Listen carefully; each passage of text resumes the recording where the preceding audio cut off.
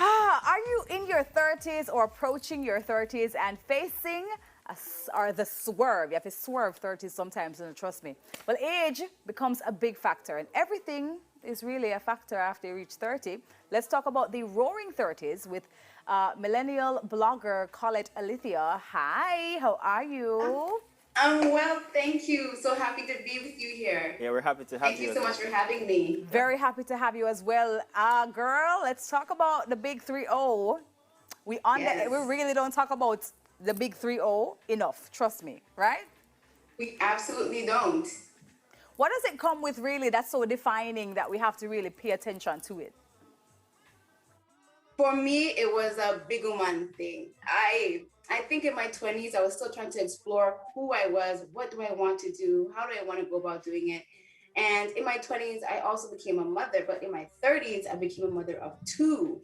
And I really ventured into being a very independent person away from my mother, because in my 30s, my mother was diagnosed with dementia, Alzheimer's. And when that happened, I realized I would not have my mother to help me raise my children, which is such a cultural thing to do. So I think hitting my 30s really pushed me into a big sense of independence. Yeah, it really is a defining time as to who you are. If you were very confused before, I think the 30s help you to kind of shape who you should really become. For survival, really, survival. And I don't know about you, but I'm in my 30s as well. I went through the hormone changes. I went through the skin changes. I went through my face looking different. My hair went different. I cut my hair I think about 2 nights into having my son, because I had really long hair, and I went home and I was a mess, and I just could not comb hair as a priority anymore. So it went. Yes. No, you know what? You're absolutely right. Even with my diet, my like I can't eat certain things anymore. Your body is changing, and you start to think about the projection of your life. How do you want to live the rest of your life? And so your 30s become a defining moment, First, you want to try new things to make sure that you're not missing out on any opportunities that you missed out in your 20s. So your 30s are very defining. And you get to challenge, who are you? And you get to challenge some of your own values that you've been holding on to that's been holding you back. Yeah, and they'll say, someone will ask you, what's the most important thing about your 30s that you're going to do? But it differs for everyone, doesn't it? It does. And I think we should normalize that.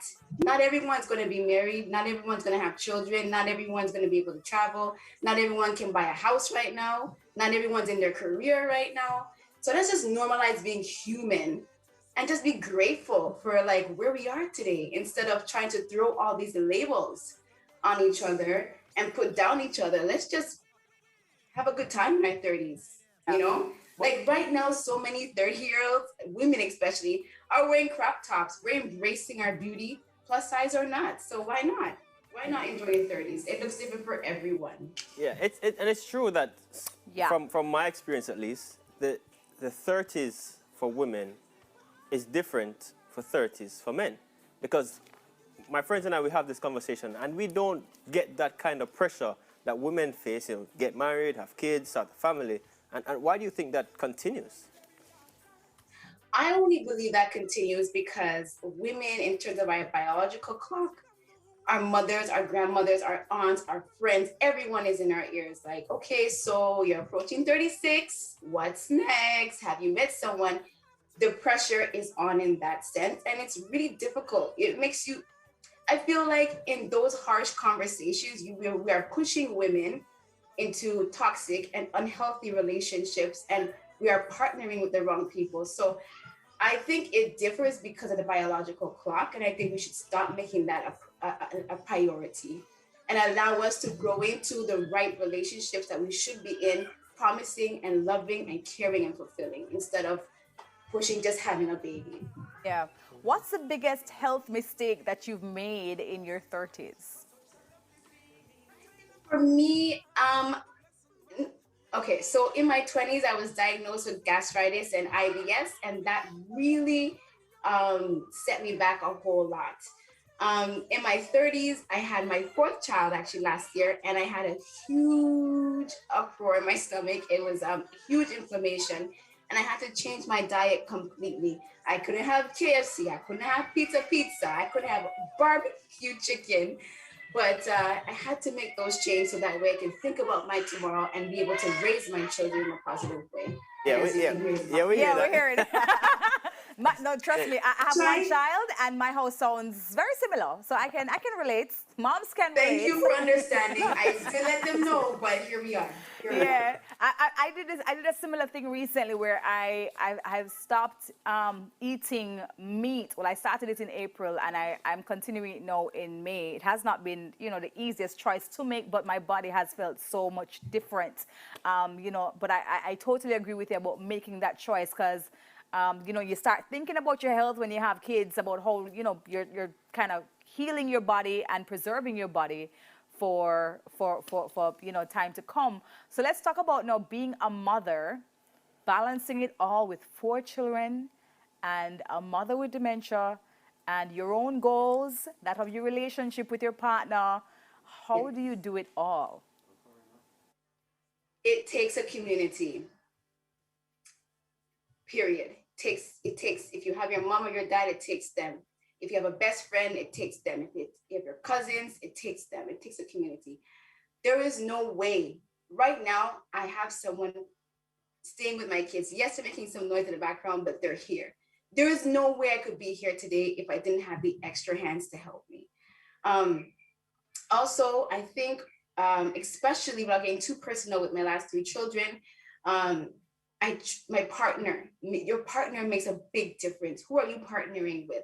So that helps a whole lot with being able to even manage having my mom, who's living with dementia, Alzheimer's.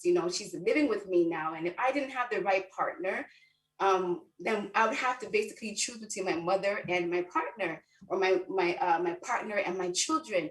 So having the right partner, having the right community makes a huge difference in how I'm able to move from day to day with my family. Yeah. So as you go through your 30s now, and you encourage people to go through it together, the next step is 40s. How are you preparing for that? I'm going to keep it really simple. I have learned to have confidence in the giftings that I have and my purpose.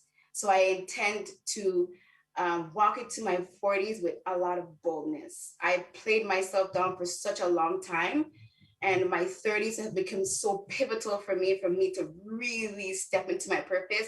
I intend to, with everything I have in me, to step into my 40s with absolute confidence, knowing who I am and taking charge of my life. And so when I close my eyes, whatever that looks like, I can confidently say I had a beautiful life. That is how I'm going to enter my 40s.